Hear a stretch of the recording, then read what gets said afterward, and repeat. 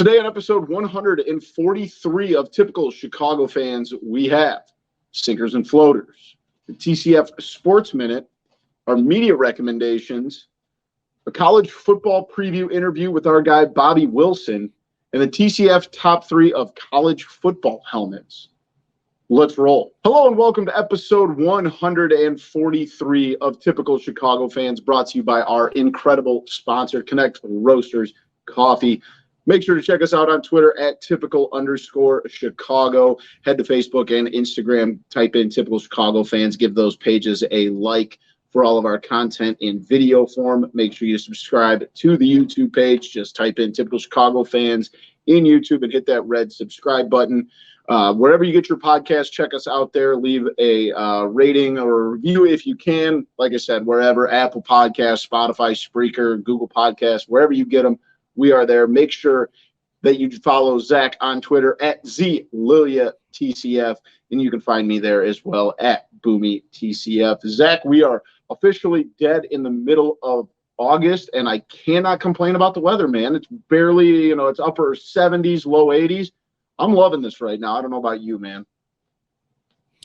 Any day that there's no humidity, it's a win. So that's kind of staying away. It's been like high 80s, low. It's been getting down into like the low 70s at nighttime. Last night, beautiful weather. Little peek behind the curtain. We recorded our interview with Bobby on Tuesday night, that was Monday night. And I got back from your house, and it was 64 degrees. It was a nice little brisk temperature. And then I think all day it was like 78, 79, a nice little breeze. Man, I could get used to this. This must be what it's like to live in San Diego, California. This is really nice. I'm a big fan. But let's jump into it. As always, leading off the show, we have Sinkers and Floaters. And I'll get started with my sinker, and that is cell phones. And that is because a infielder from the Pittsburgh Pirates, Rodolfo Castro, was sliding into third base the other day in a game. And Rodolfo had his phone in his pocket, and it popped out and landed on the field. If you've seen the video, an umpire, the third base umpire kind of points to the ground, letting him know that his phone fell out of his pocket. And then he was issued a 1-game suspension by Major League Baseball, obviously going back to the cheating scandal, with the Astros. Any sort of technology like that you cannot have on the field. But, dude, what are you doing? I get – and I think what's he going to do with his pocket, though? He can't pull it out of there and look at it. You're going to see it. Yeah, but you can't even have him on the bench. I understand, but I think that's a little wild. Yeah, and obviously a lot of that is in lieu of the cheating scandal, with the Astros and everything. But dude, come on, leave your phone in your locker. You're getting paid a good amount of money. You're a rookie. You don't want stuff like this popping up for people to kind of give them fuel to the fire. Oh, you're getting suspended a game because you don't know, to put your. And I'm sure it was one of those. He put it in his pocket. He wasn't expecting to play, and got told to go in there and pinch run or pinch hit, and didn't even think about it. But you can't be doing that, man. What are you doing? Well, for anyone who's ever worn baseball pants, you know how easily that's going to slide out of your back pocket. Exactly. Yeah, just a dumb mistake. Typical Pirates stuff, though. My sinker, though, we were talking about how nice it's been. The only bad thing is it's been getting darker earlier. The sun has been going down earlier every day. It's not that bad yet. But in a few weeks here, it's going to be real sad. About 4 or 5 o'clock. Oh man, we don't even want to talk about daylight savings time yet, because that's going to be brutal. But yeah, that's not too far off in the future. No, it's not. So I am I'm trying to soak up as much as I can golfing later and later, but it's going to be 6, 7 o'clock here in the next just few weeks, where it's going to be getting dark out earlier. And I can live with that. I can live with 7 o'clock. The ones that I struggle with is when leave work at 5 o'clock. It's the process of going backwards. It's what sucks. Yeah, it is. It's never fun. Hopefully, once we finally get rid of daylight savings time, we can be done with that nonsense. But they always say that there's a bill that's going to be passed or whatever. I haven't seen anything happen yet. Last I've heard that this is going to be this year or once we change the clocks back in March, like this coming March, that we're not doing it again. But I also haven't heard anything about it since around that time. So we'll see. Moving into floaters, mine is an actual floating animal here, and that is the Greenland shark. And if you don't know much about Greenland sharks, these things are huge and they are very old. Researchers tagging tiger sharks off of the southern coast of Belize reeled in a much different shark than they were expecting when it turned out to be a Greenland shark that are typically found in the Arctic Ocean and have been known to live up to 500 years old. They're not sure exactly how old this one is, but this is just one of those, things where you're in Belize, you're expecting to see tiger sharks, and you see this shark that's supposed to be in the Arctic Ocean, and it is much, much bigger than a tiger shark. They said it just kept getting closer and closer and bigger, and it just freaked them out. Yeah, those things are terrible. That thing is dead in the eyes. Yes, that is a Greenland shark, and that thing looks like pure evil. That looks like it has no emotion in its eyes, and anything that can live to be 500 years old just looks old. Yeah, it just looks old. Yes. I don't believe they have done their research on this one yet to find out how old it was, but they said they normally go as deep as 7,000 feet. So for this one to be surfacing, especially in Belize, is, something they're not very used to. I think this guy's a little bit lost. But yeah, imagine you're just out there, you're looking for a certain type of smaller shark, a tiger shark, and then you get this gigantic 500-year-old shark just floating up to the boat. That's terrifying. The bottom of the ocean freaks me out. There's always there is no real bottom, but how far it goes, it blows my mind. So that question where people always say, like, what do you think we know more about, space or the oceans? Like, I get that we don't know a lot about the oceans, but like, you can never quantify how much we know about space, being that it's infinite, Mm-hmm. Like that. Where do you sit on that? What do you think we know more about? It just depends on what there's more of, because I guess the ocean has to technically end, and space, I guess, doesn't, in a way. So right. I guess you would say you would know more about space just because there's more of it, maybe. But we've never gotten to the bottom of the ocean, right? Well, yeah, I mean, we have. There's just a lot of unexplored. Like, humans have not explored certain parts of the ocean, like especially like the deep parts, like Marianas Trench, and like they've sent stuff down for the viewers. We know where it's at. I think it's a silly question, just because like we definitively know that the ocean has an ending, and space we know does not have an ending that we have found it. Well, that's what I mean is, though, there's more to find out maybe about space, though. Yeah, so that's why yeah, this is like one of those. It's a good question, especially for me and you to be discussing this. Probably isn't the best. Yeah. Oh, yeah. We're just two dummies talking about space and the ocean. This is probably not our forte, but that's all right. What's your floater? Well, my floater is golf outings. I have one Thursday, Saturday, Sunday, the next Saturday. So I'm excited. I love golfing. But golf outings are even more fun, especially when you're doing like scrambles and you're just having some fun. I'd say a golf outing is about as much fun as I can have. Yeah, I'm with you. I think I love golfing. We golf all the time, but golf outings are just like the peak of golfing, having, especially, foursome with, the right people, and, having a couple cold ones, like you said, playing some best ball. You got to love that. So I'm with you, man. Completely agree there.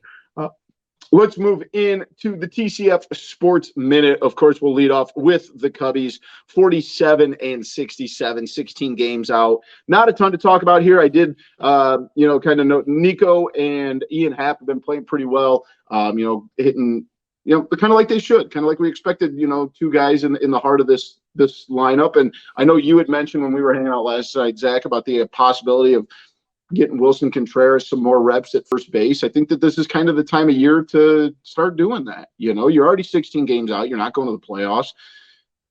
Get some guys some reps and see what happens. I saw Nico said something about how this is a time where the Cubs need to play well to bring in some big-time free agents to prove that next year they just build on maybe a few pieces. They can be a contending team for at least the playoffs. I think that's a great point. Like, we don't talk about that enough in the sense that, like, this division is bad. This is arguably the worst division in baseball. Like, you are legitimately 3 to 5 pieces away from being able, and with the expanded, playoffs and wild card spots. Like, I don't think that the Cubs will be a playoff team next year, but who knows? You add the right amount of pieces and you do well enough in free agency. Now, do I feel like that's going to happen? No, because I know what. I don't trust the Ricketts anymore. I don't think anybody really does. But I agree. I think if you get the right pieces in, you're going to be talking about, maybe a team like the Orioles, who was projected to finish last in their division, and now they're in a wild card race. Like, there's nothing saying that you can't be one of those teams. So I'm all in on that. Like you said, got to make some runs at guys. Yeah, but it's like at this point, just play hard the rest of the season. Yeah, there's nothing to play for in a way, but there's also something to play for. Oh, for sure.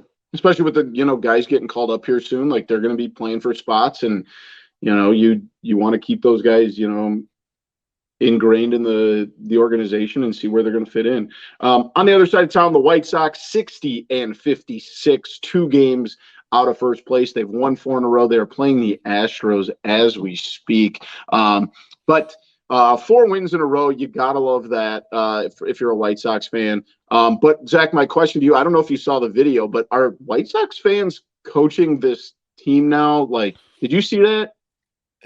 Yeah, I don't know if he would have made that switch if it wasn't for that fan. They had the fan on 670 today, which is pretty awesome. Yeah, he told Tony La Russa what to do, and thank goodness, because it didn't seem like he was going to make that move. I'm not saying he actually made the move because of the fan, but it didn't seem like he was going to make that move before it. Yeah, and of course, like, it's something he'll never admit. I mean, he's Tony La Russa. He's never going to say, like, oh, yeah, I heard that yelled from the crowd. But, like, it's almost, like, sad to the point where, like, a fan's perspective is, like, one of the reasons. I mean, the Astros are a really good baseball team, and, he makes that switch, and they rally back and get the win. And I just think it's hilarious because of all the, we just dump on Tony La Russa. But, 4 in a row, they're losing to the Astros now. Like you said it last week, this is probably still the right time to take that White Sox to win the division. There's still a month and a half left of the season. Do you still like that pick that you made last week?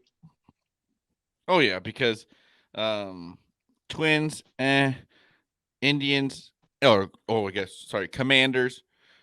No, Commanders. Where are they now? Where are they now? The Guardians. They're the Guardians. The Guardians, sorry. I went through all the names there. I don't trust either of those teams. Yeah, that's a really good point. The White Sox are a better team than both of those teams. You would think. I'm not saying they're playing as good as them, but on paper, they're better. 100%. 100%. I don't disagree with you there. Like you said, it might be that time to throw in a couple bucks in the Sox divisional winner. 2 games out right now. Moving to the Bears, pick up the preseason win over the Chiefs this past weekend. Trim the roster down to 85. How do you feel about that? Obviously, it's preseason. We all know we're not going to get too high up on this, too far down on this. But it does have to feel good that, take the wins where you get them, right? No. No, I don't really feel good about this one because it happened with the second and third string, which great. It's nice to know that your second and third string's playing well, but that doesn't matter. We need the guys who started the game to play better. We needed not to give up the quickest touchdown ever to Patrick Mahomes. We needed to play a little bit better at the beginning. I understand you're going through the motions and then you end up winning the game, but those first few possessions, there was a few good throws, but I'm not going to say that I'm happy about the win. Yeah, and you said it. Patrick Mahomes had 7 attempts. Most of the attempts from Kansas City came from a kid named Shane Bushley, who I've never heard of. Trevor Siemian leading them to victory. Yeah, Trevor said, Justin Fields only had 7 attempts as well. But that's preseason. And one of the things that I saw this week, and obviously we've talked about him quite a bit, the possibility of Tevin Jenkins moving to guard. I saw they were putting him there today. I just want to see him play. Right. So at this point, that's all that really matters is him being on the field. Right. He's got to be healthy. He's got to be out there. But we'll see. First place in the division right now. Hey, you better screen grab it and hold on to it. You might not see that for a while, but I will. Last but not least, the Chicago Sky start the playoffs today. Wednesday, they have the New York Liberty in the playoffs. They are officially the number 2 seed. Only 8 teams in the WNBA make the playoffs. The Sky finished with the second best record. The Las Vegas Aces finished with the best. They finished with a 26-10 record. First round of playoffs, like I said, starts today, Wednesday. And the first round is 3 games. The second round is 3 games, and I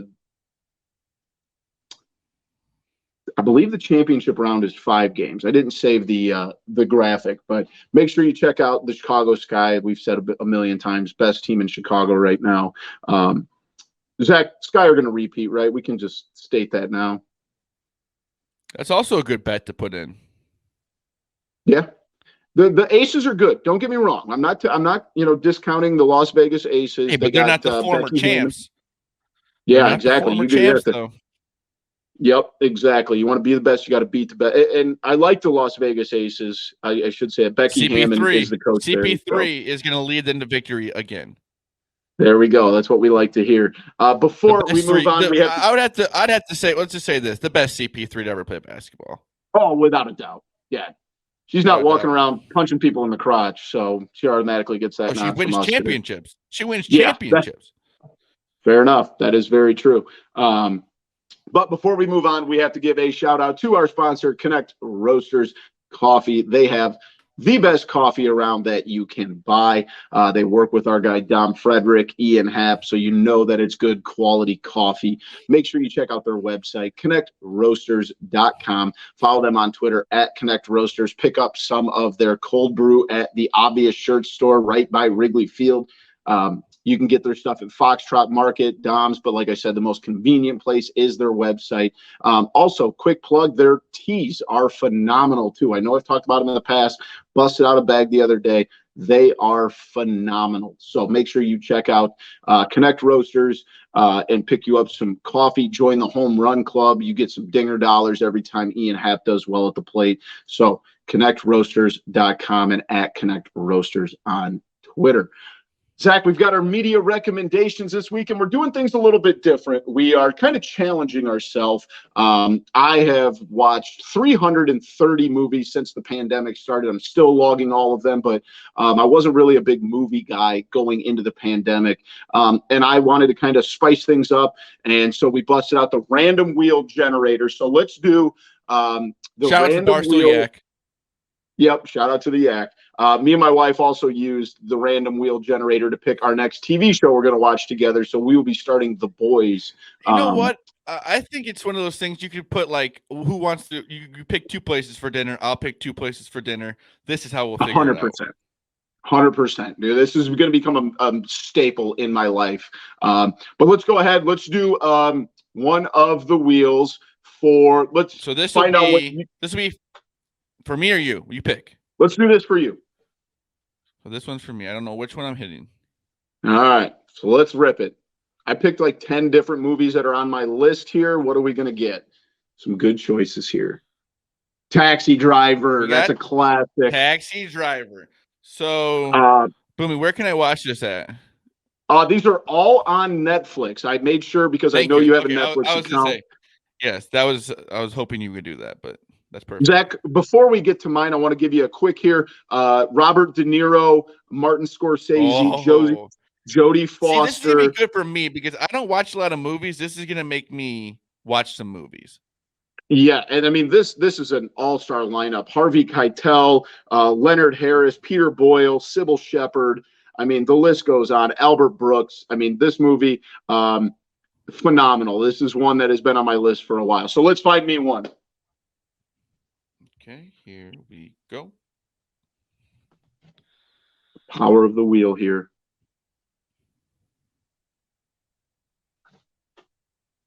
The Gentleman. All right, The Gentleman is a 2019 film with Charlie Hunnam.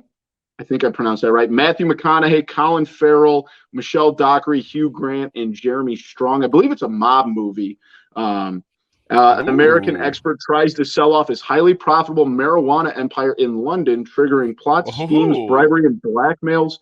All right. So what we will do with these, we will watch these by next week's show. We're going to do a little report on these, and then we will spin the wheel again next week to find out. We'll take those two out. We'll put two new ones in. If you guys have suggestions of movies on Netflix, please let us know. We're going to have to fill 2 to 3 new ones in every week. So let us know what's on Netflix that we need to be watching. I'm very excited for this segment because, like I said, I don't watch a lot of movies, so this will make me watch some movies. And we're gonna have to put in a caveat that like we have to be off of our phones so we know what the heck's going on in the movie. I just know myself, so we'll try and do that. We have to do like a report on it, so maybe we do need to have like the Notes app. Yeah, that's fair. Notes app only. But Zach, do you want to know what I'm very excited for? What is that, Boomy? Our guy, Bobby Wilson, who we've got coming up right now. We got a huge college football preview. You've seen Bobby on our show multiple times. I believe this is his 3rd or 4th time on the show with us. Bobby Wilson from TNT College Football Podcast. So let's go ahead and throw it to that interview right now. Ladies and gentlemen, we have a very special guest returning to the podcast for at least the 3rd time, might be more than that, where he's here to do a deep dive into the 2022 college football season with us. I say it all the time. This guy has forgotten more about college football than me or Zach probably know. He is the host of the TNT College Football Podcast, which you can find on Facebook. You can also find him on Twitter at TNT College Foot 1 or his page at Coach _B Will. Ladies and gentlemen, our own football guy, Bobby Wilson. Bobby, how are you doing, my man? Good, buddy. Thanks for having me back on. I always love joining you guys, talking football and everything else. Hey, we don't have you on enough, if we're being honest. I mean, well, that means it's a good time of year because we have football. Exactly. So we have to be happy. Absolutely. You said it, man. We're right on the precipice here. The season's starting here soon. But yeah, man, it's one of those things. Like before we get into the questions, Bobby did a breakdown of you still got a couple left, right? Under 20. I'm getting there. Under 20. So he does a breakdown of every single Division I college football team in the United States. This is do you remember what day you started your breakdowns on? It was the middle of June. I don't remember the exact date, but it'll be just over 2 months though of doing it. You can see the bags under my eyes. That's why. Yeah. No, you've been doing this for 2 months straight. You get a little bit of leeway. So. Yeah, because we were talking about it before. I told Boomy that I love watching college football, but I don't really get into it beforehand like you and him kind of do. Because of that fact of there are how many different teams in there. And I don't know if it's the patience or the brain capacity to have that much information. I just like to watch the game and listen to what you guys have to say. There's 131 teams now with James Madison joining this year.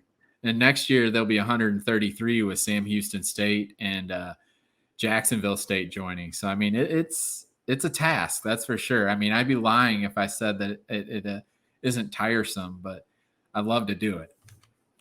Hey, that's all that matters, man.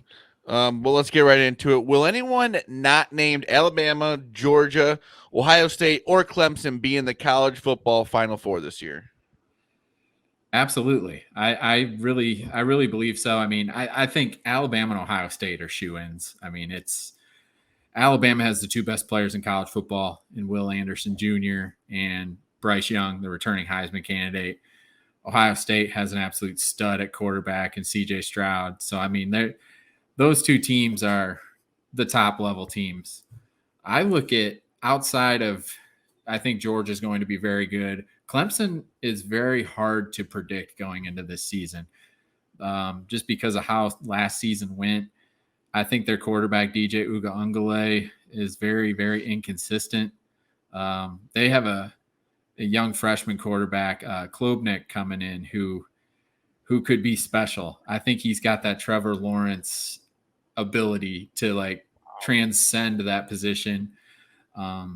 I don't know if he'll play this year. Cade Klubnik is his name. I don't know how much he'll play this year. If he plays this year, I mean, I personally think he should. I think he's that good, but time will tell. I think DJ Uga-Ungale will be the number one guy to start, and then we'll see how it goes. But I think personally, teams that I look at, I think Utah returns a ton. They're going to be really, really good. I think late night games always fun to watch. Yeah. The one thing I question about Utah is they lost two stud linebackers. So they got to fill that, but I think they'll be able to handle it. Another team that a lot of people are talking about, I am hesitant on, is North Carolina State. They return almost more than anybody in college football, from like a skill player perspective and defensive perspective. But I always feel NC State underperforms when they have a lot of pressure on them. And this year they obviously have a lot of pressure. So I think that could be an issue for them. When you look at the Pac-12, that, like, always seems to perform better when like no one's talking about them.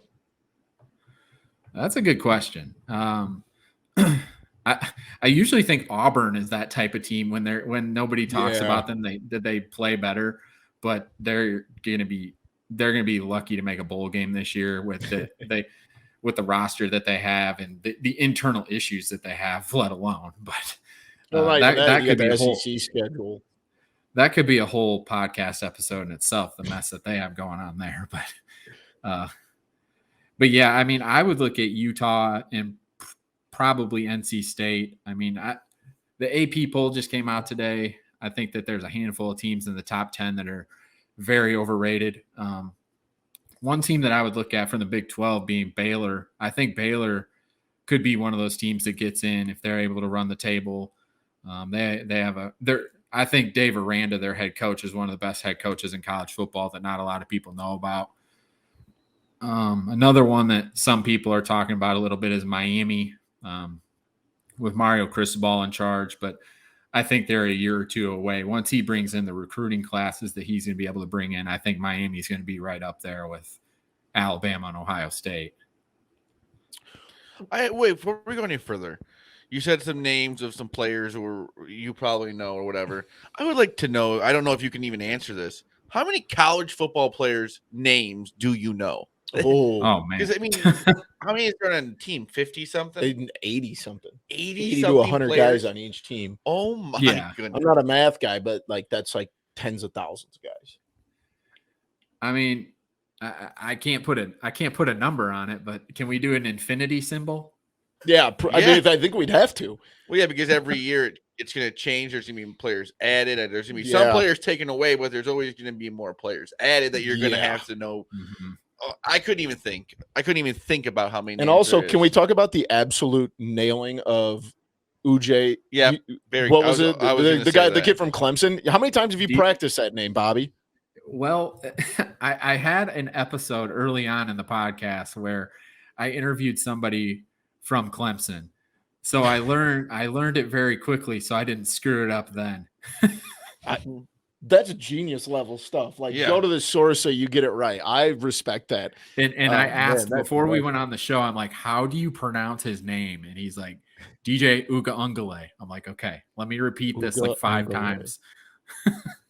We're going to run this episode back like 9 times when the football season starts, just so we can get this pronunciation. Yeah. I'm not even going to get it. I'm not going to get that. I don't know if we ever will.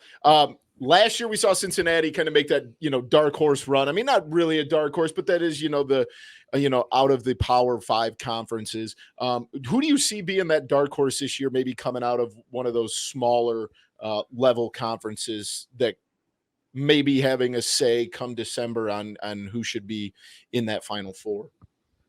I don't want to toot my own horn, but I did predict Cincinnati to go to the college football playoff last year.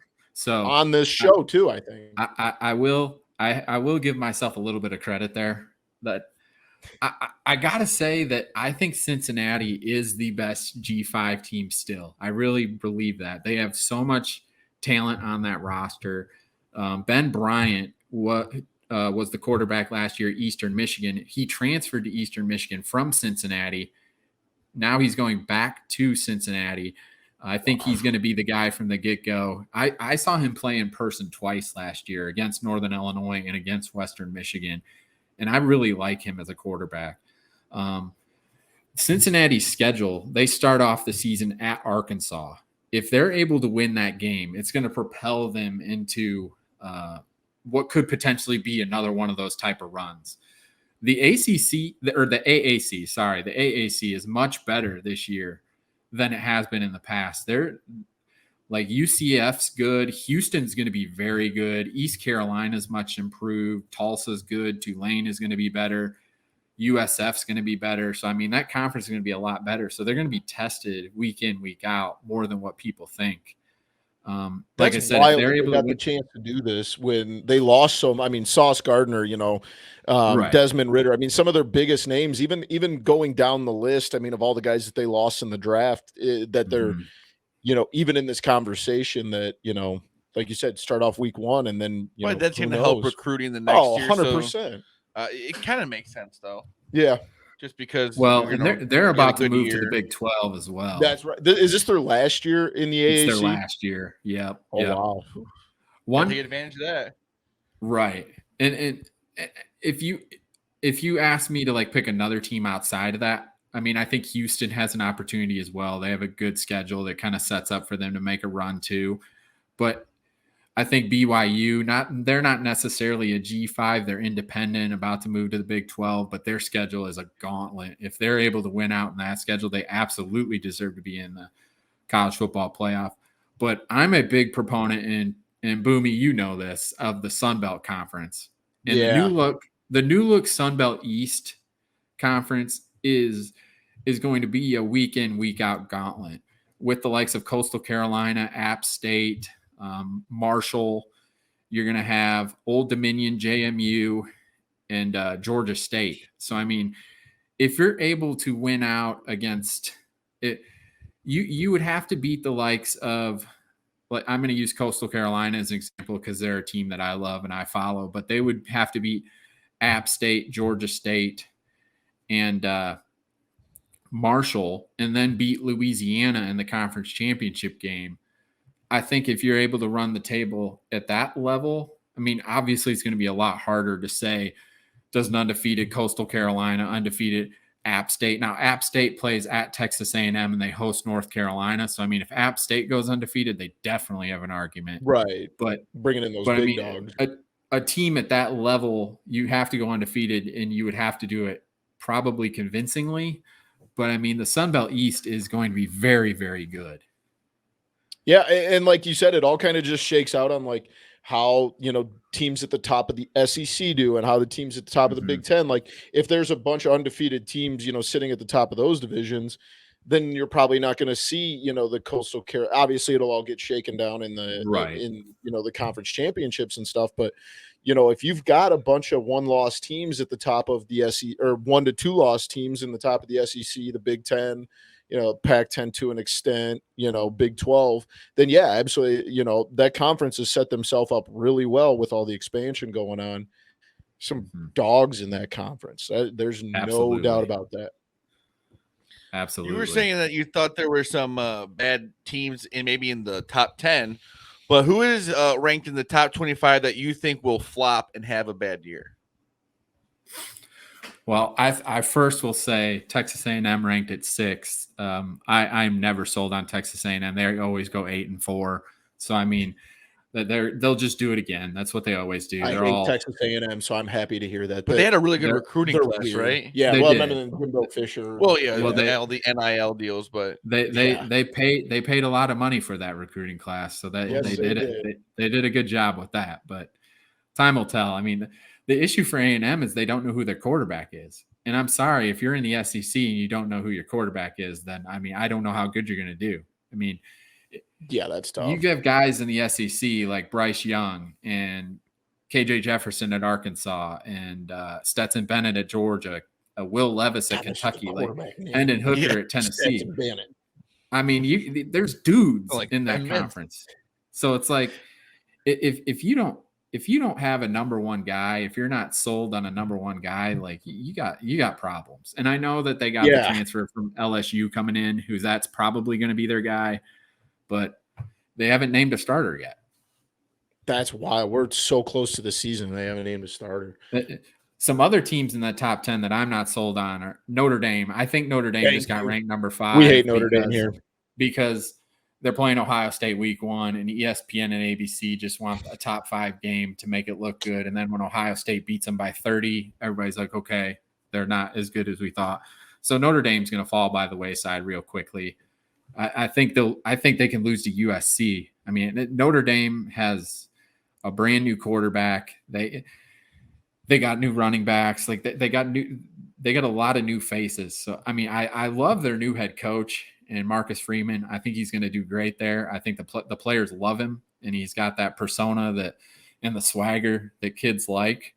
But it's just going to take some time. So I mean, to put them in the top 5 is kind of crazy to me. And then I think Oklahoma could struggle a little bit this year. I think the Big 12 has gotten a lot better. Baylor's really good. Oklahoma State's good. I think Kansas State is one of the sleepers in college football this year. I think Oklahoma could go 8-4, 7-5, just with a new coach and some new things going on there they're ranked in the top 10 as well. So I mean, that's what I look at just at a quick glance, looking at those 3 teams there. And I mean, Clemson is another one, kind of like what I said earlier. You don't know how it's going to go. Oh, for sure. I think that there's going to be a lot of those, those first couple of weeks, like you said, are always interesting, who kind of weeds themselves out, especially with some of those bigger early season matchups. And we've been we're not big Notre Dame fans. Mm-hmm. So we don't mind hearing that. Now before I get to my next question, you glossed over a team ranked number 8 in the AP top 25. How are your Wolverines looking? Well, Boomy, you know that I'm not a Jim Harbaugh fan at all. So I will say that my Michigan football fandom has kind of fallen by the wayside. Just because of how much I dislike him as a coach. Have you moved across to being a Mel Tucker guy then? I love Mel Tucker. I do love Mel Tucker. I'm not going to root for Michigan State. I will support their fans and support the fan base. But I've talked to many Michigan fans, and there's a lot of Michigan fans who are just like, man, that guy is awesome. I wish we had him. But it's only a matter of time before they turn into something special there. I mean, he is an unbelievable coach. I actually have a theory that he is going to be the next head coach at Alabama after Nick Saban leaves. Ooh. But that's just my opinion. Will that ever happen? Just think, what? Will he ever actually leave? I think Nick Saban's going to die on the sideline at some point. He's going to coach till he's 93. That's very possible. I agree with that. He's going to have the Joe Paterno. 75 years old? He's in his 70s. I do know that. Yeah. You can't walk away from that money, though. That's fair. That's fair. No, yeah, Mel Tucker was on his coaching staff before at Alabama. So there's the connection there. Oh, interesting. So you talked about it a little bit earlier, some of the bigger names in college football. Will anyone not named CJ Stroud or Bryce Young win the Heisman this year? Those are obviously the 2 picks. I know you mentioned the other kid from Alabama. He's ranked pretty highly there. But do you realistically think that anybody outside of those 2 quarterbacks are going to walk home with the Heisman this year? Will Anderson Jr. from Alabama should win the Heisman. He should have won it last year. He'll be the first overall pick too, right? Absolutely. He had 17 and a half sacks last season and 34 and a half tackles for loss. I mean, there's teams that don't even do that. Vanderbilt last year as a team had 9 sacks. Will Anderson Jr. had 17 and a half. So that young man is a freak of nature. He is an absolute It's not a freak. great comparison, though. Vanderbilt's one of the worst teams in college football, though. Yes, but I get what you're saying. But it's still unbelievable. That is insane. I think Alabama, I hate to continue to go down the Alabama route, but Alabama has a running back transfer from Georgia Tech and Jamar Gibbs, who a lot of people don't know a ton about. He was the ACC Freshman of the Year 2 years ago. He is an absolute blur with the football. I mean, he is so fast. And in that Alabama offense, he is going to be scary. So, I mean, I think when you're the running back at Alabama, you obviously get vaulted up the list because of how much you're going to get used. And he's electric.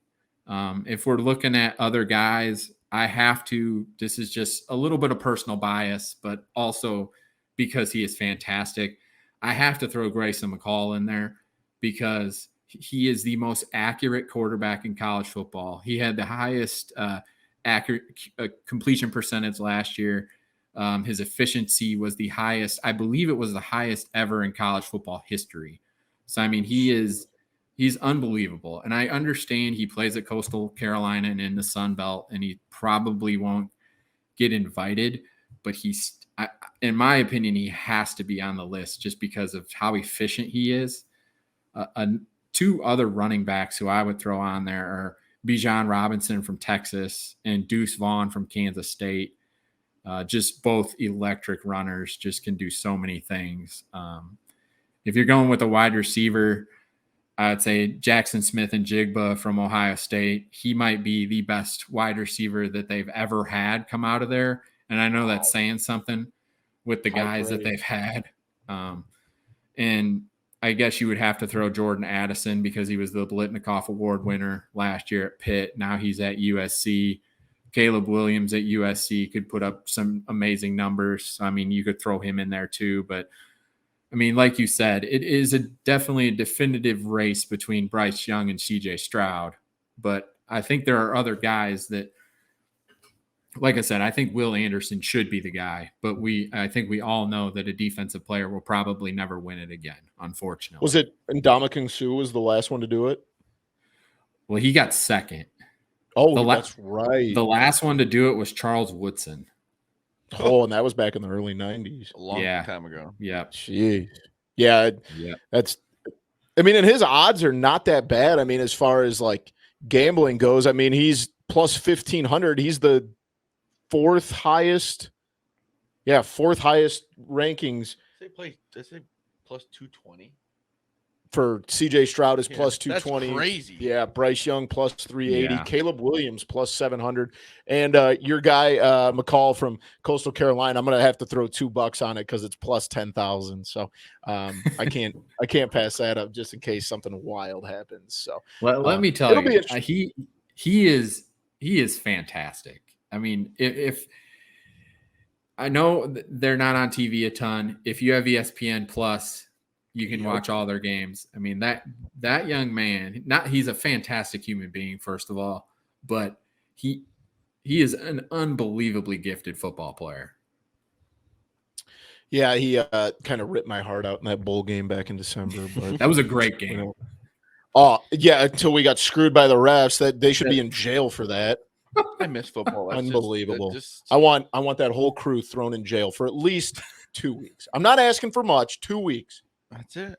See, that's the kind of anger we get to bring back. Unbelievable. With college football coming back. I'm sure we'll get to NIU later in the show. Oh, we definitely will. It's on the list, fella. It has been a crazy offseason in college football. What do you think about all the craziness that is going on with the conference realignment?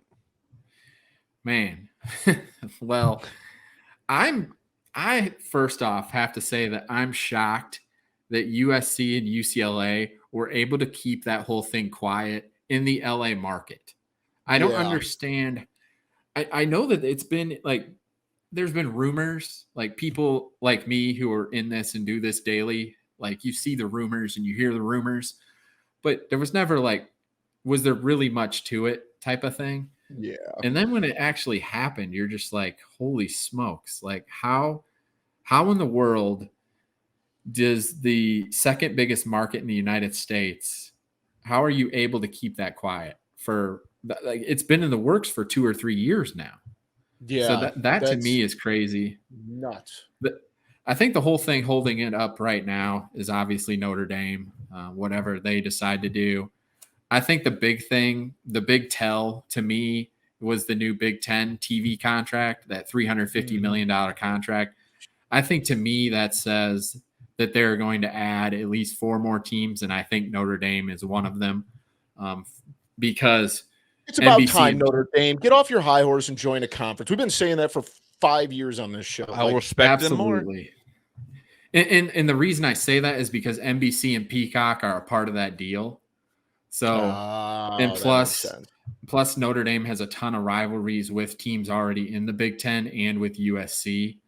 So I think that's going to happen. So I personally think USC, Stanford, Oregon, and Washington are going to end up in the Big Ten. Wow. That's just from the things I've been hearing. One thing that will shock a lot of listeners who don't really follow. You guys know how close I am linked with the UConn football program, just from my podcast and everything that I do. But one thing I can say is UConn is going to be joining the ACC in the future. Just yeah. So UConn football is going to get to where they need to be when it comes to joining the conference. And I think we can all agree that in all the other sports, UConn is already there. But yeah, well, you heard it here first, folks. Yeah. Breaking news. Then the interesting thing is going to be what happens between the Pac-12 and the Big 12. Do the teams, say Cal, Utah, some of those other teams there, what happens with them? Where do they end up? We'll have to see. I mean, we've all heard the rumors that those teams are going to go to the Pac-12, and Washington State and Oregon State are going to end up in the Mountain West. But at this point, it's a crapshoot. I mean, until Notre Dame makes the final decision, then all the dominoes will start to fall. Yeah, it's just a process. Like trying to figure it out now is just silly because it's going to change a million times between now and then anyway. So with all the conference realignment stuff going on, we also have all the NIL stuff going on, and you're seeing schools, I believe like Houston set it up, like a couple other schools set it up. So like each player is going to make $35,000 for name, images, and likeness.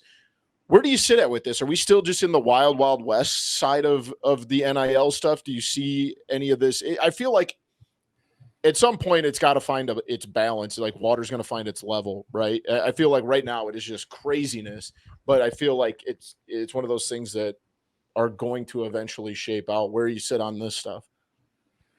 I think one of the main things with that is there was no policement of it at the beginning. So now you can't really just sit there and say, you can't just like throw rules on it. In my opinion, I think that would be wrong. I think it's an open market and a free economy to just, guys, what is your worth? Kind of like professional sports. Like, where do you fit on that level of what is your value? Now I'm against what they're doing now when it comes to high school recruitment, them just paying 5-star athletes an obscene amount of money. Like Arch Manning. Here's a story for you. Arch Manning got offered $15 million from Ole Miss. This is an alleged story. I can't confirm this, but the sources that I have, I would say are pretty credible. Gets offered $15 million from Ole Miss. Now, Lane Kiffin is the coach at Ole Miss, obviously, former coach at Tennessee. So Peyton Manning doesn't like Lane Kiffin at all because of how he ran Tennessee into the ground. Allegedly, Peyton Manning told Arch Manning, his nephew, "I will give you $15 million not to go to Ole Miss." That's crazy. So all that means to me is that Texas paid him $20 million. Well, allegedly, it's only 13. But still insane. But here's the catch. He has to play a snap of football in college. Could you imagine being 17 years old, knowing your 13 mil is coming to you? Here's the kicker. Here's the kicker too. Allegedly, his recruitment is still open. Alabama allegedly offered him $11 million. Georgia offered him $12 million. And Kirby Smart has been on the record saying that this isn't over. Texas has a QB this year who was the number one ranked player in his recruiting class, Quinn Ewers, who we'll wait and see how good he is. Was he the one that went to Ohio State? Is he a senior in high school? Yeah, he's going to be a senior. Yeah. Oh my goodness! I thought he was playing this year. No, Clint Ewers. I guess he would have been. He would have been like in the Heisman odds. That's insane. Yeah. Was Quinn Ewers the kid that went to Ohio State for like 2 weeks?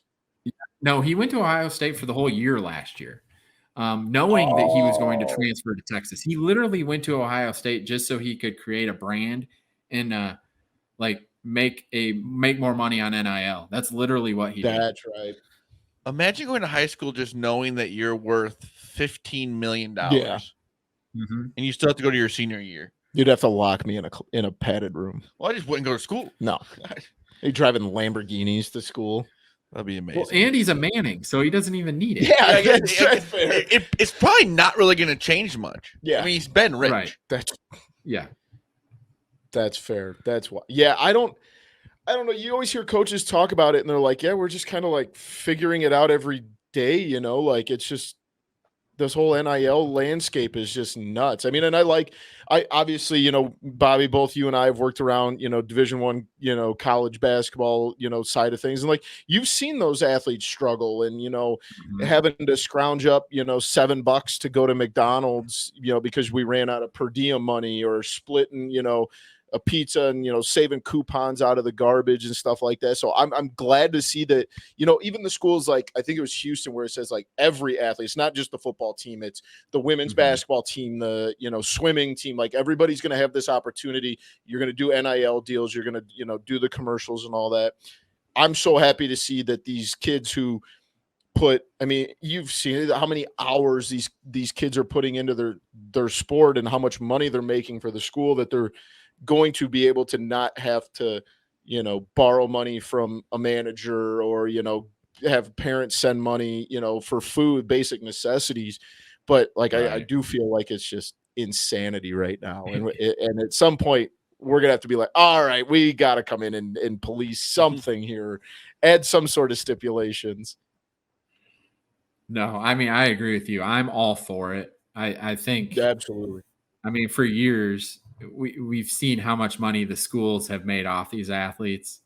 So it's only right. I mean, there's no reason why an athlete shouldn't be able to sell their jersey or their shoes or whatever it may be, or sell autographs, whatever. I mean, there's no reason why that shouldn't be allowed. There's no reason why you shouldn't be able to have a commercial with your local doctor or local heating and cooling company or whatever it may be. There's no reason why you shouldn't be able to do that.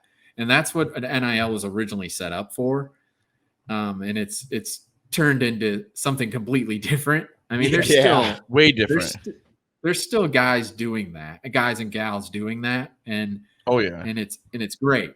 And that's what it's there for. But the boosters at the schools are what's ruining it. Yeah, that they're the reason that the NCAA is going to have to come in and say, like, okay, now we have to put in rules because Ole Miss is offering $15 million and, Alabama, their boosters are offering this. And then, Texas Tech's boosters are doing like that. It's just, it's insanity right now. So, but it is what it is. Let's play a little game we call Back or Not Back. So we'll name a few schools and you tell us if you think they are back or not. And I'll start with Texas. I love this debate. Texas is never back. They're just because who was the quarterback? Didn't they won a bowl game and he said we're back? Sam Ehlinger, I believe it was Sam Ehlinger. I think that's who it was. Sam Ehlinger. Yeah, I think that's who it was. And then I think they lost to Maryland in the opening game the next season. Maryland stinks at football. Because I bet Texas so hard that week and they got killed. Yeah, Texas. Trust me, in the field that I'm in reporting on college football, Texas fans are the most difficult to deal with. I'll just say that. I bet. Tennessee is a close second. But Yeah, well, I'm not going to argue with you there. Miami, is the U back this year, or is it going to be another year or two? I'll say they're back, but definitely next year. I mean, I think this year they definitely will compete in the ACC, even going to the ACC title game. I think that's very doable. I'll say back, but I think next year and the following year is when they can really compete at a national level. Officially back. You sound like Chris Berman. Yeah. Back. Florida State. Oh boy, not back. After losing the number one player. The issue for Florida State, they just don't have an identity. I don't know what they're doing. I don't know if they know what they're doing. But yeah, when you're in the ACC, especially in the state of Florida, they've had such a hard time finding a quarterback ever since Jameis Winston left. And I mean, the name of the game, you have to have a quarterback. I mean, if you don't have a guy, I mean, there's got to be a guy in the state of Florida that they can find who can play the quarterback position at an elite level in the ACC. And for some reason, they just haven't been able to do it. And it starts there. And they've had a lot of other issues, but it starts there. As a Florida fan, I love hearing you say Florida State not back. All right, Kentucky. Oh, they're back. Kentucky is for real. Mark Stoops is the best coach in the SEC, not named Nick Saban. What he's done at Kentucky, what he's done at Kentucky, if he did anywhere else, he would be a national title contender. It's just because he's at Kentucky and it's difficult. We've all Calipari just said that. John Calipari made that very clear. I would argue that it's a football school now, but that's beside the point. They've had multiple 10-win seasons over the past 4 to 6 years. I mean, I think this year they can compete for the SEC East title. I think they're really, really good. The one thing I don't like about Kentucky, though, is Will Levis drinks mayonnaise in his coffee. I don't like coffee. Throw him in jail. But to do that is just disgusting. Chance is really hoping that you say back on this one. Florida. It's going to take a little time. Florida fans need to be. Billy Napier is a great coach. He's going to create a great culture, and they're going to be disciplined. And that was the issue with Florida over the past handful of years. They've just lacked so much discipline on the offensive. They're like throwing people's shoes. Yes, in the middle of the game because you're a moron. Yes. Florida will be back, but this year, I mean, they'll make a bowl game this year, but their first 4 games this year are very difficult. South Florida is improved. They open up against Utah. Then they got Tennessee and Kentucky in there too. I mean, if we lose to South Florida, I'm going to be so sad. You can't lose to South Florida. Can't happen. No, I agree with you. But I will say South Florida is much improved. I agree that Florida should win that game, but it wouldn't necessarily blow my mind if it happened. Did you see the video of their new football complex? They built like a brand new no, Florida. They just opened their new football locker room. Oh my god. Yeah, my brother works there, so I get all the inside, or not inside information. I shouldn't say that, but he's always sending me stuff about UF. It's so cool. I just saw the video today. It's amazing. Well, I got to ask about my other team. How are my Huskies looking? We're going to make another run here and win the MAC again this year. Or what are we thinking on NIU this coming fall? I absolutely think NIU is the favorite in the MAC. Ooh. Rocky Lombardi, and I will say I He is an unbelievable leader, just fantastic. Like I've actually built a relationship with his dad, the Hall of Fame coach, Lombardi, and just what a great family. First of all, that's his great grandpa, by the way. But yeah, I just wanted to clarify that for people who didn't know that Vince passed away. But NIU played 71 freshmen or sophomores last year. So, I mean, just they're like they bring the majority of them back. Now they do lose the MAC offensive freshman of the year in Ducker, the running back. He goes back home to Tennessee. He's going to go play for Memphis. But there's still plenty of guys there. I mean, they're going to be fine.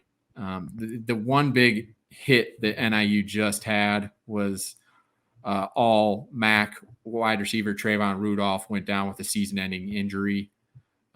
He is an absolute stud at receiver, but they have a transfer from FIU, Shamar Thornton, who is basically a spitting image of Trayvon Rudolph. He's a quick, athletic wide receiver, so I think he's going to be able to step in and fill that role tremendously. So I know Husky fans are down about Rudolph being injured, as they should be, because he is a fantastic football player.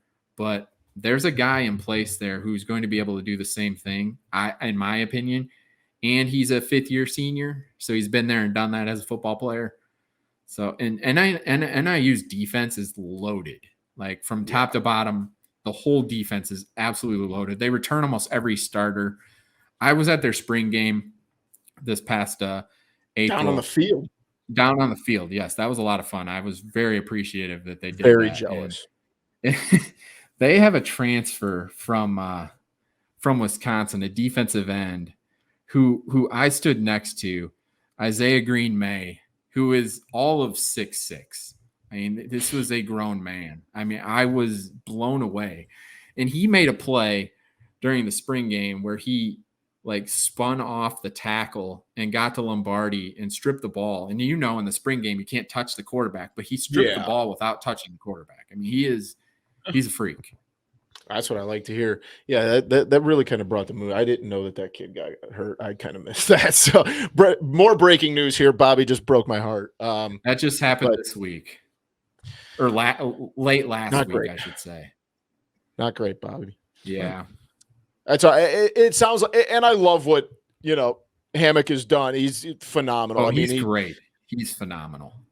Yes. And obviously, they built the indoor facility. I believe that opened up my senior year, might be my junior year. And obviously that they've taken some of the steps and, they went down to the year that they didn't win a single game, and that happens when you're rebuilding. And he said, it's going to be a process. They were walk-on university for a while, which I wasn't crazy about. But obviously what he has done in these, 3 years now has clearly worked. And I think Absolutely.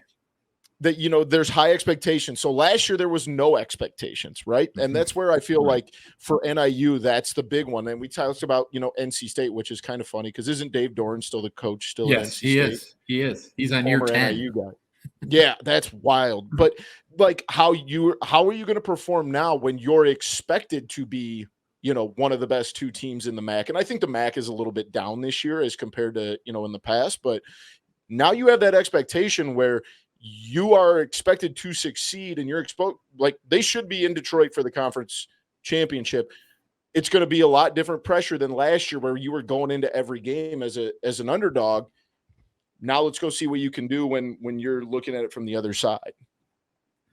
Absolutely. I mean, they went from 0-6 in the 2020 COVID year to 9 wins last year in the MAC championship. I mean, that's a tremendous coaching job by Thomas Hammock. But I think it really boils down to Rocky Lombardi and the leadership he provided. I think he was an absolute game changer for that offense and for that program, and to have him back this year, but especially last year, he comes in from Michigan State. This is a guy who's played in meaningful games in the Big Ten. He beat Michigan when he was at Michigan State. So, I mean, this is a guy who's been there and done that as a player.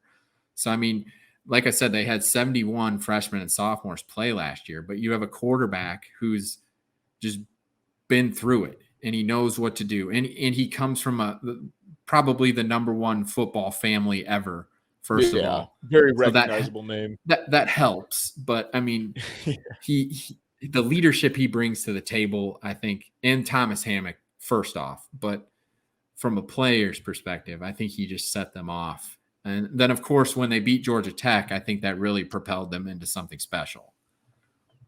One of the best years of my year last year. And this year they have another opportunity. They host Vanderbilt. And I know Vanderbilt's not great, but it's still an SEC team coming. Yeah, it's still hosting an SEC school. Yeah. You're not going there. They go to Kentucky. I mean, Kentucky's really good, but NIU can give them a run. They go to Tulsa. Tulsa is a decent AAC team. I think NIU and anywhere on the road like that, Yeah, I think NIU can and probably should win that game, but it all sets up well for them. And then the thing that I like is they host Central Michigan, I think Central Michigan is the next best team in the MAC West. The MAC West is very good. Every team in the MAC West went to a bowl game last year. But to host Central Michigan, they host Miami, Ohio, who is the big-time favorite out of the MAC East this year. So they got both of those at home. They go to Western Michigan. They go to Eastern Michigan, to Ohio, to Ball State. They host Toledo. So, the schedule sets up well for NIU. That's what I like to hear. So we know you're a big Coastal and UConn guy. How are they looking going into the season? Man, Coastal is I think it's 10 wins or bust again. They lose a lot.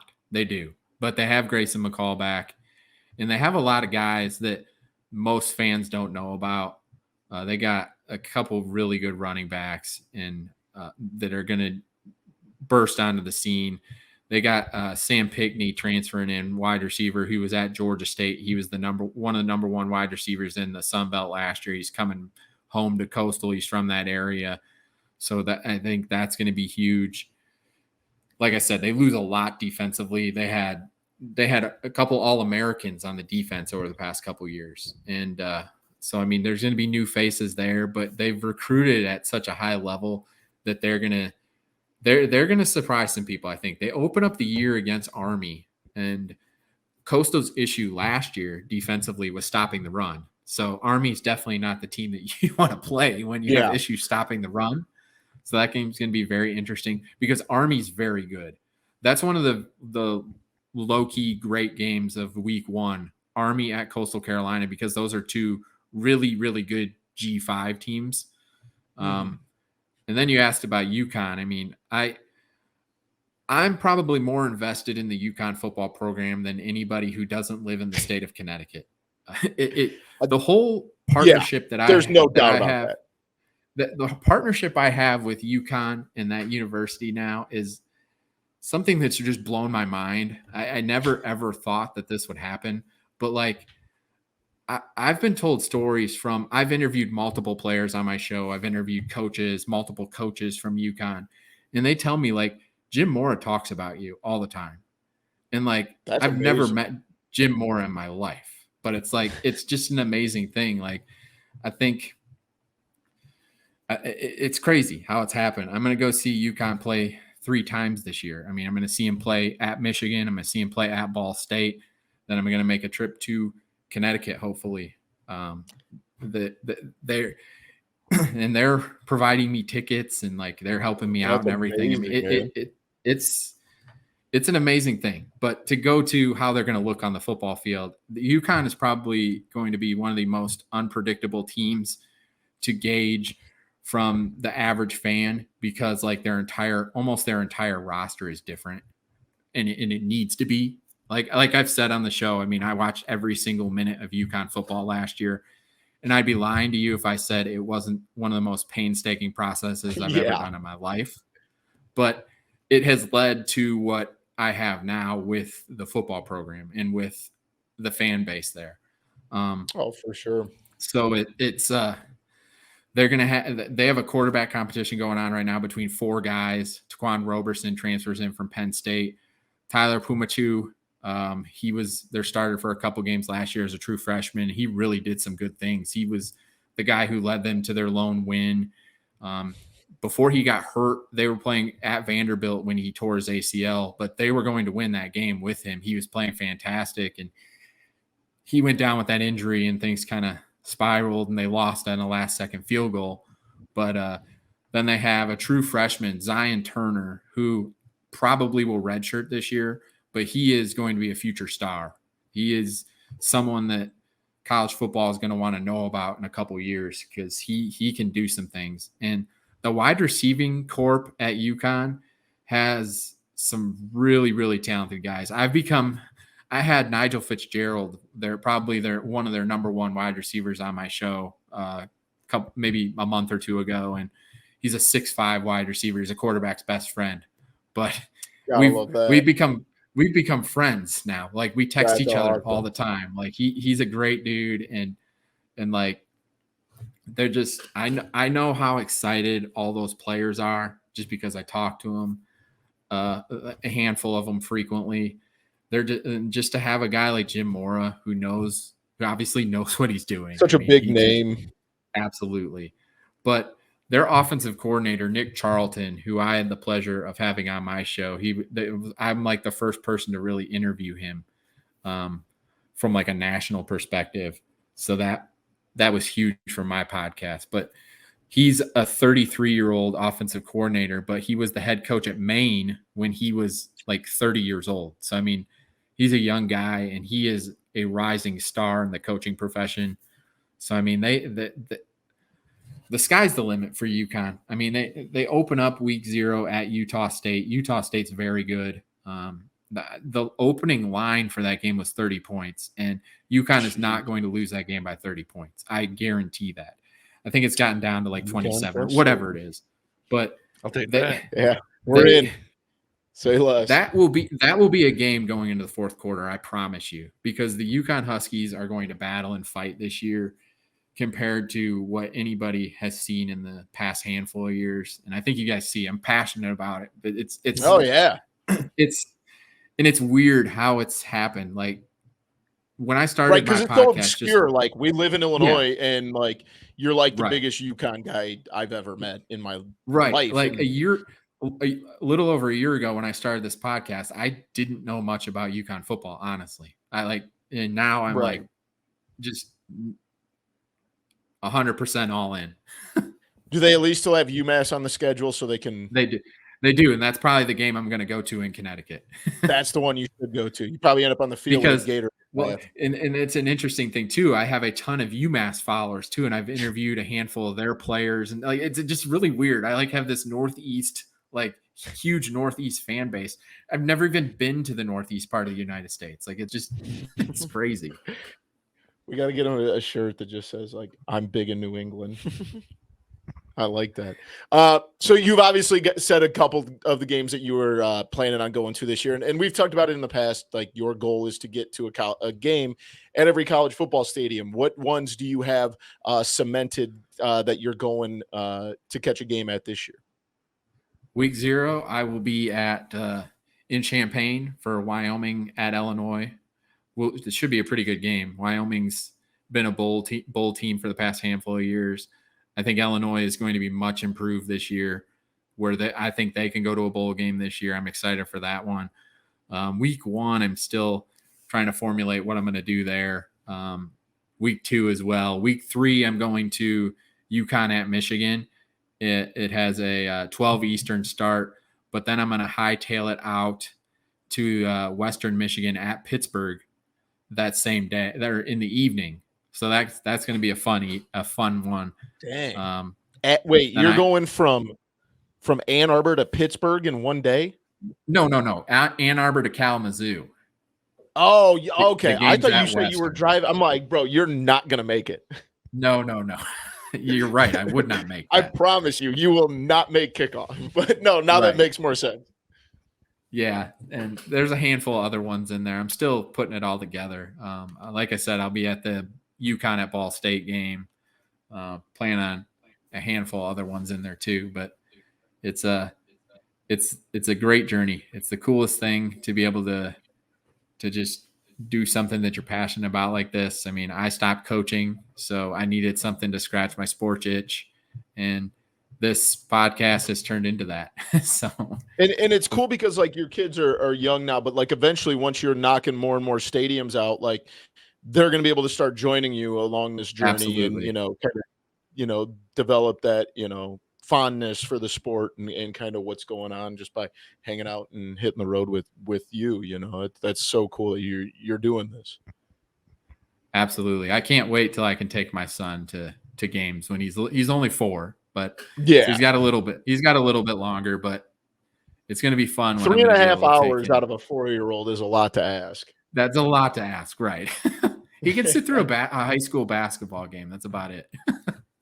You got him for an hour, and that's about all you're going to get. Bobby, thank you so much for joining us, man. It is always great to have you on. Make sure that you check out the TNT College Football Podcast wherever you get your podcasts, on Twitter at TNT College Foot 1. Make sure you check it out. And as you can tell from this interview, like we said, Bobby knows so much about college football. Bobby, we're glad that you took time to jump on with us here tonight, and we'll have to make sure we get you on about midway through. Maybe we'll plan on like a middle of October, early October podcast to kind of pick up where the season's going and all that great stuff. Anything else you want to tell the listeners where they can find any of your stuff? You hit it already at TNT College Foot 1 on Twitter. That's where you can see all my program breakdowns that I'm doing. Like we said at the beginning of the show, I got less than 20 left, but you can go through my Twitter and see. You can even DM me. I can send you whatever team you would like.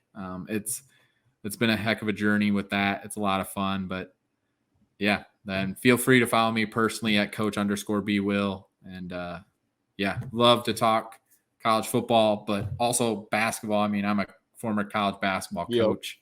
So, I mean, maybe that's the next branch of the website, the college basketball breakdown. That's 355 programs, though. Yeah. So, oh man, that ain't gonna happen. One a day for the year. No kidding, seriously. But Bobby, thanks again, man. We appreciate you jumping on. Everybody, make sure that you go check out the TNT College Football Podcast. Thanks for hopping on with us, Bobby.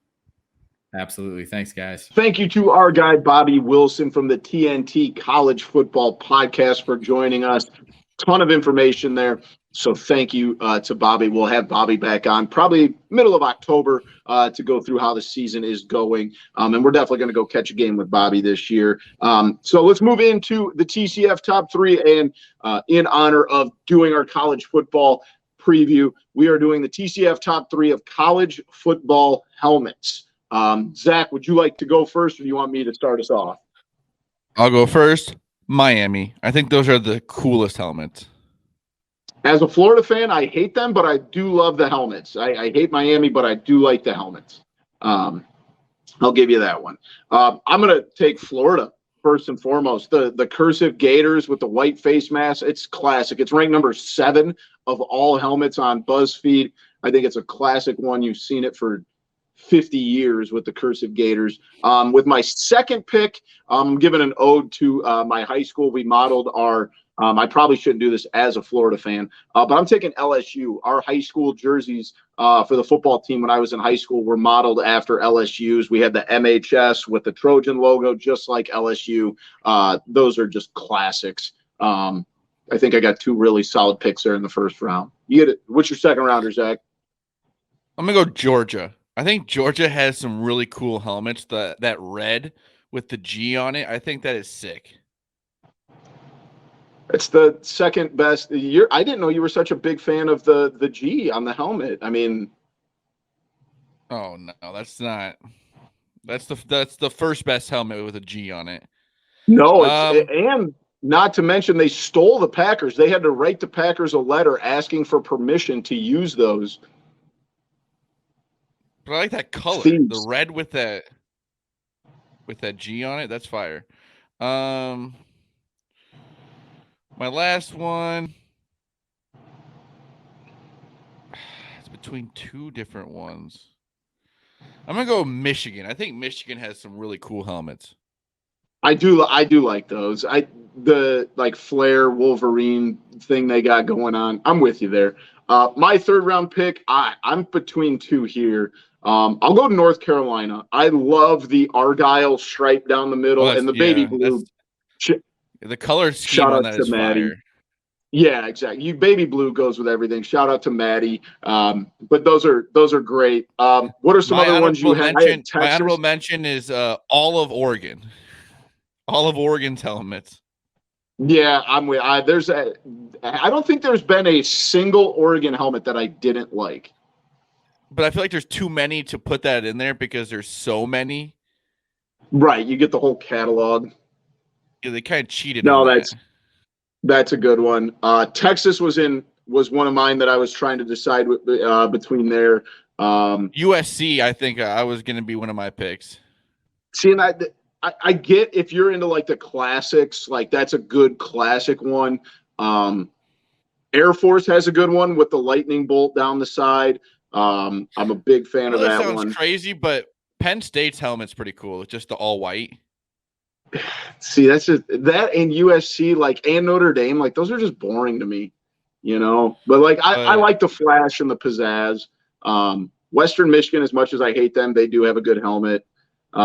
Boise State, you could take their whole catalog. They've got some really good ones. But let us know which ones. Helmet. Who? NIU. Yeah, they're much better now. And it's funny that you say that, Zach, because I have BuzzFeed's article pulled up here, and it says, I ranked all 130 Division I college football helmets. NIU was ranked 130 out of 130. This guy, for some reason, hates it. He says, sorry, but I just hate darker text on black helmets. It looks so dull. But they're kind of like chrome, and they pop. I don't know. I think I like them a lot. I'm a big fan. So whoever this guy is, Jeremy Hayes from BuzzFeed, you're a doofus. They're good helmets. 130, that's just disrespectful.